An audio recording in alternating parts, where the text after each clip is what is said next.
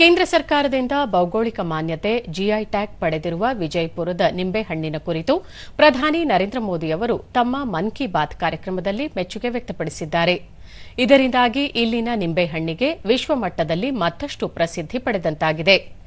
ಇದು ಜಿಲ್ಲೆಯ ರೈತರಲ್ಲಿ ಹೆಮ್ಮೆ ಮೂಡಿಸಿದ್ದು, ರಾಜ್ಯದಲ್ಲಿ ಶೇಕಡಾ 85ರಷ್ಟು ನಿಂಬೆಹಣ್ಣನ್ನು ವಿಜಯಪುರ ಜಿಲ್ಲೆಯಲ್ಲಿ ಬೆಳೆಯುತ್ತಿದ್ದು, ಜಿಲ್ಲೆಯ ಇಂಡಿ ತಾಲೂಕು ನಿಂಬೆಯ ಕಣಜ ಎಂಬ ಹೆಗ್ಗಳಿಕೆ ಪಡೆದಿದೆ.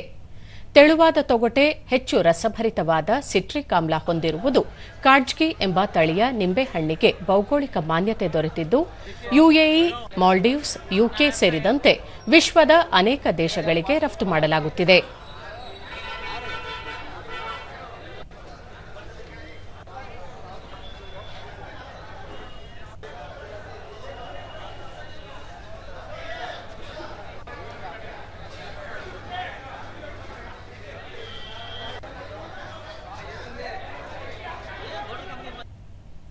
ಈ ಕುರಿತು ದೂರದರ್ಶನದೊಂದಿಗೆ ಮಾತನಾಡಿದ ನಿಂಬೆ ಅಭಿವೃದ್ಧಿ ಮಂಡಳಿಯ ವ್ಯವಸ್ಥಾಪಕ ನಿರ್ದೇಶಕ ರಾಹುಲ್ ಬಾವಿದೊಡ್ಡಿ, ಪ್ರಧಾನಿ ನರೇಂದ್ರ ಮೋದಿ ಅವರು ತಮ್ಮ ಮನದ ಮಾತಿನಲ್ಲಿ ವಿಜಯಪುರದ ನಿಂಬೆಹಣ್ಣಿನ ಕುರಿತು ಪ್ರಸ್ತಾಪಿಸಿರುವುದು ಜಿಲ್ಲೆಯ ರೈತರಲ್ಲಿ ಸಂತಸ ಉಂಟು ಮಾಡಿದೆ ಎಂದರು.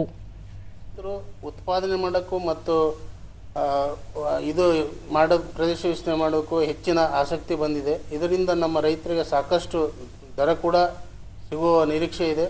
ಇದರಿಂದ ಎಲ್ಲ ನಮ್ಮ ರೈತರಿಗೆ ಒಳ್ಳೆಯದಾಗುತ್ತೆ ಅಂತ ಹೇಳುತ್ತಾ, ಮತ್ತು ಈಗಾಗಲೇ ಅಪೆಡ ಸಹಯೋಗದಲ್ಲಿ ನಮ್ಮ ರೈತರು ಯುಎಇ, ಯುಕೆ ಮತ್ತು ಒಮನ್, ಮಾಲ್ಡೀವ್ಸ್ ಅಂತ ದೇಶಗಳಲ್ಲಿ ರಫ್ತು ಮಾಡ್ತಾ ಇದ್ದಾರೆ. ಮುಂದಿನ ದಿನಗಳಲ್ಲಿ ಸಾಕಷ್ಟು ರಫ್ತಿನ ಬೇಡಿಕೆಯನ್ನು ಹೆಚ್ಚಿಗೆ ಬರುತ್ತೆ ಅಂತ ನಿರೀಕ್ಷೆ ಇದೆ.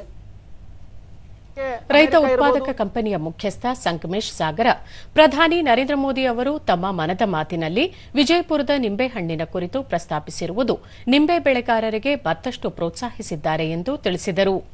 ಕೂಡ ಹೆಚ್ಚಿನ ಪ್ರಮಾಣದಾಗ ಅಪೆಡ ಇರಬಹುದು, ಹಲವಾರು ಸಂಸ್ಥೆಗಳು ಇದಕ್ಕೆ ಸಹಕಾರ ನೀಡ್ತಾ ಇದ್ದಾವೆ. ಇನ್ನೂ ಹೆಚ್ಚಿನ ಪ್ರಮಾಣದಾಗ ಇದಕ್ಕೆ ಯೋಜನೆಗಳನ್ನು ತಂದು ಬೇರೆ ಬೇರೆ ದೇಶಗಳಿಗೆ ರಫ್ತು ಮಾಡಿದ್ರಪ್ಪ ಅಂತಂದ್ರೆ ಇನ್ನೂ ಹೆಚ್ಚಿಗೆ ಅನುಕೂಲ ಆಗ್ತದೆ. ಆದಷ್ಟು ಬೇಗನೆ ವಿಜಯಪುರದಲ್ಲಿರುವಂಥ ನಿಂಬೆ ವಿಮಾನ ನಿಲ್ದಾಣ ಕೂಡ ಪ್ರಾರಂಭ ಆದ್ರೆ ಮತ್ತಿಷ್ಟು ಅನುಕೂಲ ಆಗ್ತದೆ ಅಂತೇಳಿ ಈ ಸಂದರ್ಭದಲ್ಲಿ ಮಾನ್ಯ ನರೇಂದ್ರ ಮೋದಿ ಅವರಿಗಿರ್ಬೋದು, ಅದೇ ರೀತಿಯಾಗಿ ಹಲವಾರು ಸಂಘ ಸಂಸ್ಥೆಗಳು ಕೂಡ ಈ ಸಂದರ್ಭದಲ್ಲಿ ನಾನು ಶುಭ ಹಾರೈಸ್ತೇನೆ.